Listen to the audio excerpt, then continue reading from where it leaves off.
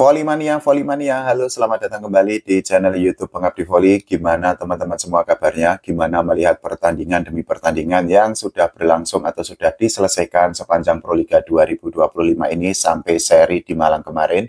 Nah, Proliga akan berlanjut di seri Surabaya dan kita akan membahas salah satu tim yang tentu saja akan mendapatkan sorotan tajam di Proliga 2025 seri Surabaya. Kita akan membahas mengenai Surabaya Samator yang akan bertindak sebagai tuan rumah dan tentu saja sebagai tuan rumah Surabaya Samator tidak ingin kehilangan muka di depan para penggemarnya.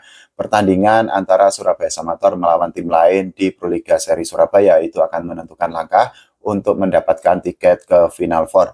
Sebagai tuan rumah tentu saja sekali lagi Surabaya Samator itu harus membuktikan kualitasnya dan tidak boleh mengecewakan para penggemarnya. Caranya adalah dengan menunjukkan permainan terbaik, dengan menunjukkan daya juang yang luar biasa dan sikap pantang menyerah, serta tidak lupa mental juara. Nah, sampai saat ini Surabaya Samator itu sudah menjalani 4 pertandingan. Hasilnya sama-sama kita ketahui bahwa Surabaya Samator mendapatkan 2 kemenangan dan mereka menelan 2 kekalahan. 2 kemenangan didapatkan ketika mengalahkan Garuda Jaya dan juga Palembang Bang Sumsel Babel. Sementara itu 2 kekalahan diterima oleh Surabaya Samator saat menghadapi Jakarta Bayangkara Presisi dan juga Jakarta Lavani. Nah, dari 4 pertandingan yang sudah dijalani oleh Surabaya Samator, kita bisa melihat bahwa ada beberapa kelemahan yang masih ditunjukkan oleh Rama Faza Fauzan dan kawan-kawan di tengah lapangan. Kita akan membahas beberapa kelemahan yang sangat merugikan Surabaya Samator. Menurut saya pribadi, ada 3 kelemahan mendasar yang membuat Surabaya Samator itu harus terus membenahinya, harus terus memperbaikinya untuk pertandingan-pertandingan selanjutnya. Kelemahan pertama yang sangat mendasar, yang sangat merugikan Surabaya Samator adalah mereka terlalu sering melakukan error. Sampai saat ini dari 4 pertandingan yang dijalani oleh Surabaya Samator, 3 pertandingan itu catatan error yang dilakukan oleh Samator itu lebih banyak dibandingkan lawan-lawannya. Jadi error terbanyak yang dilakukan oleh Surabaya Samator itu adalah 39 error ketika Rama Faza Fauzan dan kawan-kawan menghadapi Garuda Jaya. Mungkin itu cukup bisa dimaklumi karena saat itu adalah pertandingan pertama Surabaya Samator di Proliga 2025 dan para pemain tentu saja harus melakukan adaptasi. Selain itu saat itu memang Surabaya Samator itu harus melawan Garuda Jaya dalam 5 set sehingga jumlah errornya itu akan semakin banyak. Nah, sayangnya ternyata Surabaya Samator itu juga cukup sering melakukan error dan errornya itu terjadi di momen-momen krusial atau di poin-poin penting. Kita ambil contoh ketika Surabaya Samator menghadapi Jakarta Bayangkara Presisi. Saat itu Surabaya Samator itu seharusnya menang di set kedua kalau mereka tidak melakukan kesalahan yang tidak perlu. Nah, kalau saat itu memang Surabaya Samator berhasil menang di set kedua, tentu saja mental para pemain itu akan semakin terdongkrak lagi sehingga mereka berpeluang untuk mendapatkan kemenangan di set-set selanjutnya. Tapi nasi sudah menjadi bubur bahwa ternyata saat itu Surabaya Samator harus mengakui Randy Tamamilang, Alvin Daniel, dan kawan-kawan dengan skor 0-3. Kalau kita bicara mengenai error Surabaya Samator sendiri itu memang melakukan 39 error saat menghadapi Garuda Jaya. Kemudian mereka melakukan 24 error saat menghadapi Bang Sumsel Babel. Sementara itu ketika menghadapi Lavani mereka melakukan 19 error. Ini adalah error paling sedikit yang didapatkan atau dicatatkan oleh Surabaya Samator di Proliga 2025 ini. Sayangnya saat menghadapi Jakarta Bayangkara Presisi, sekali lagi mereka melakukan kesalahan yang tidak perlu sehingga jumlahnya saat itu errornya mencapai 29 error. Nah, selain error, ini ada masalah kedua atau kelemahan kedua yang masih ditunjukkan oleh para pemain Surabaya Samator, yaitu blok yang kurang rapat. Kita bisa melihat bahwa blok yang dilakukan oleh para pemain Surabaya Samator khususnya oleh middle blocker itu cukup sering ditembus oleh spiker lawan.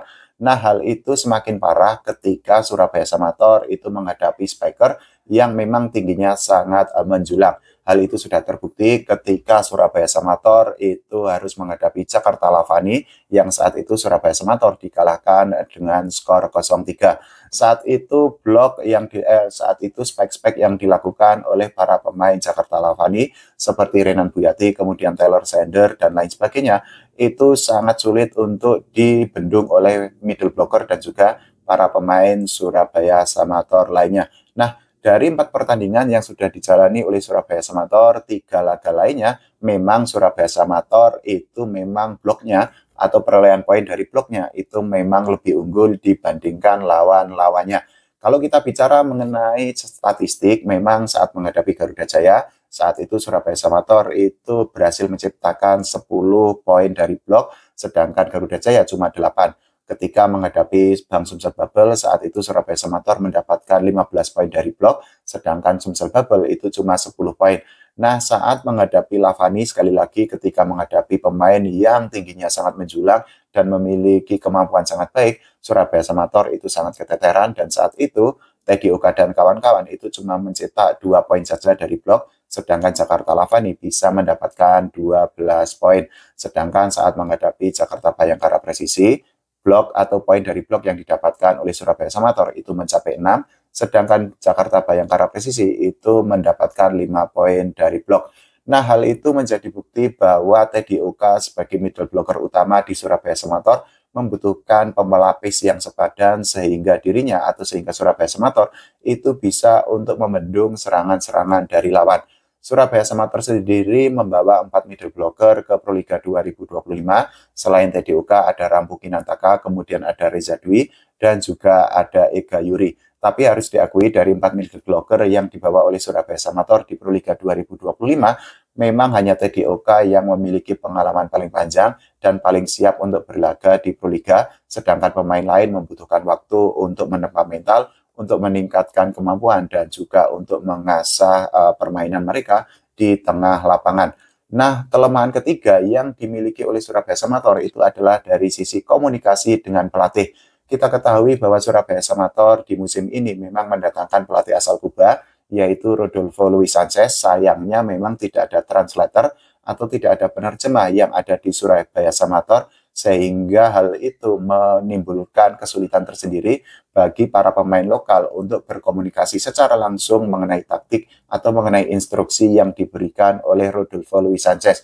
Kedatangan Rodolfo Luis Sanchez itu tentu saja menguntungkan bagi dua pemain asing Surabaya Samator, yaitu Yesel Kunales dan juga Livan Tabuada, karena mereka sama-sama berasal dari Kuba, sehingga tidak memiliki masalah apapun dari segi komunikasi. Beda cerita dengan para pemain lokal yang tentu saja sangat kesulitan atau bahkan tidak tahu bahasa dari bahasa Kuba sendiri, sehingga mereka mengalami kesulitan untuk menerjemahkan kemauan atau game plan yang diterapkan oleh Rodolfo Luis Sanchez. Sebenarnya banyak volley-mania atau juga para penggemar Surabaya Samator yang sudah menyuarakan agar Surabaya Samator itu mendatangkan translator untuk menerjemahkan kemauan dari Rodolfo Luis Sanchez sejak Livoli Divisi 1 kemarin. Saat itu memang bisa dilihat bahwa instruksi dari Rodolfo Luis Sanchez itu memang tidak bisa langsung diserap dengan maksimal oleh para pemain Surabaya Samator karena ada barrier atau keterbatasan bahasa di antara mereka.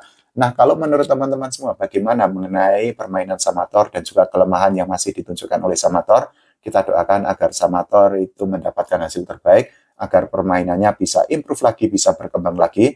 Jangan lupa kita berdoa agar Timnas Voli Indonesia mendapatkan prestasi, tidak hanya di level SEA Games, tapi juga di level Asia dan juga di level dunia.